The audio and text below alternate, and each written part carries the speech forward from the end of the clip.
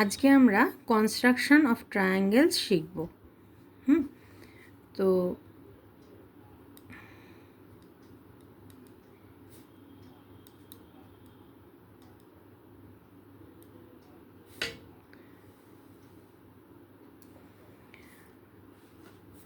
কিভাবে আর কি ইনফরমেশন দেওয়া থাকলে আমরা একটা ট্রায়াঙ্গেল ড্র করতে পারবো সেটা আমরা গ্র্যাজুয়ালি দেখব।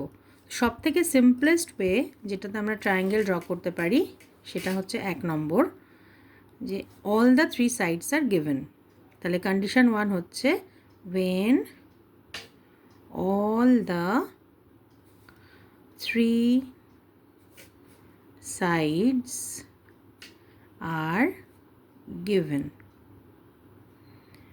তো এক্ষেত্রে যখন আমি ট্রায়াঙ্গেল ড্র করব আমরা একটা রাফ স্কেচ করে নেব। এটা প্রতিটা ট্রায়াঙ্গেল কনস্ট্রাকশনের ক্ষেত্রেই আমার সাজেশন হচ্ছে যে আমরা যদি আগে একটা রাফ স্কেচ ড্র করে নিই তাহলে সেটা আমাদের নেমিং ভুল হওয়ার থেকে অনেকটা বাঁচাবে। তো প্রথম যেটা এক্সাম্পল আমরা দেখব সেটা হচ্ছে যে একটা আমি মেজারমেন্ট নিয়ে নিচ্ছি, যে ধরে নাও এবি বলে দেওয়া আছে 6 সেন্টিমিটার, বিসি 8 সেন্টিমিটার আর এসি বলে দেওয়া আছে 4 সেন্টিমিটার। তো যদি আমরা একটা রাফ স্কেচ ড্র করি কীরকম হবে? তো আমরা যদি বেস এবি নিই, ধরো এবি আমাদের বেস, তাহলে এই লেন্থটা হয়ে যাবে আমার 6 সেন্টিমিটার, তাই তো?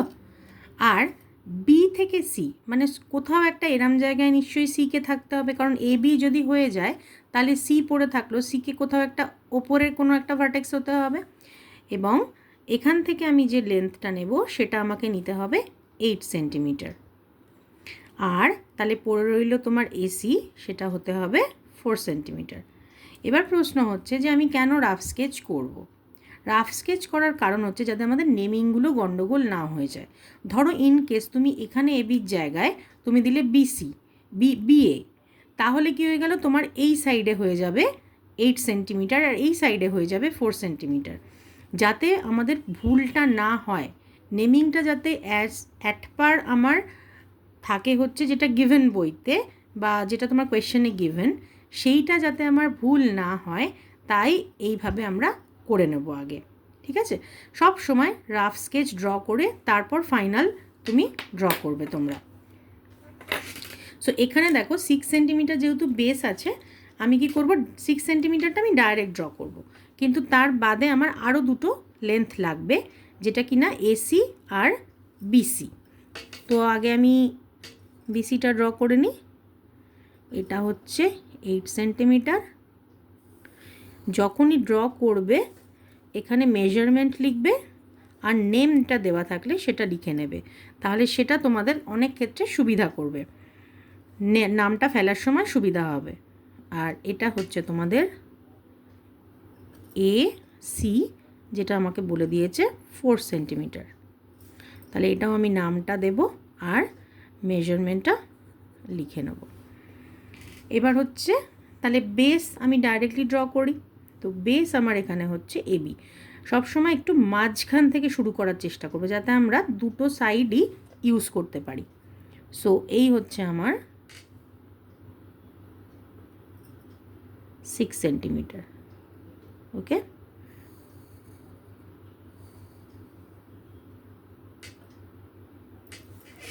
আর আমি যেহেতু আমার রাফ স্কেচ অনুযায়ী আমার লেফটে থাকবে এ আর রাইটে থাকবে বি, আর এই মেজারমেন্টটা হবে 6 সেন্টিমিটার।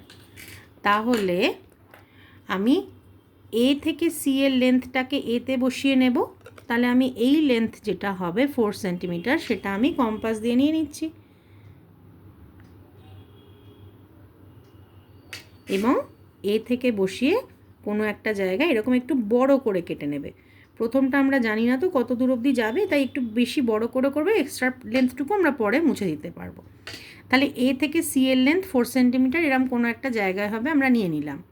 এবার পড়ে রইল বি থেকে সি, তাহলে বিতে বসিয়ে সি এর লেন্থ নেব সিতে বসিয়ে বি নেওয়াও যায়, বিতে বসিয়ে সি নেওয়াও, তাই তো আমি এদিক দিয়ে সুবিধা হবে ড্রয়িংটা আমার তোমাদের জন্য ভিডিওটা করতে, তাই আমি সিতে বসিয়ে বি এর লেন্থটা নিলাম। ওকে,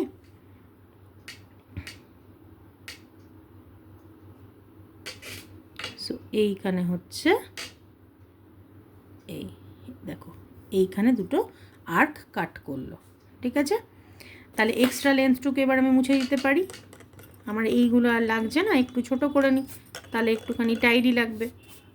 এবারে যেখানে এই দুটো আর্ক ইন্টারসেক্ট করলো অবভিয়াসলি পড়ে রইল সি পয়েন্ট, তাহলে এইটাই আমার সি ভার্টেক্স হবে। এবার আর কোনো অসুবিধা নেই, এর সাথে সিকে জুড়ে দাও।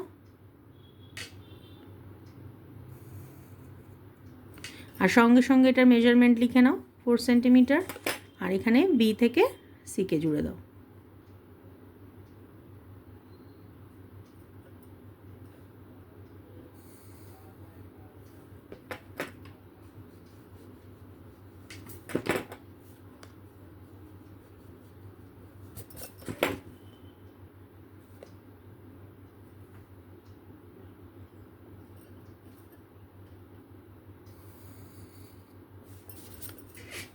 এবার আমরা একটু চেক করে নিই, এটা হবে 8 সেন্টিমিটার।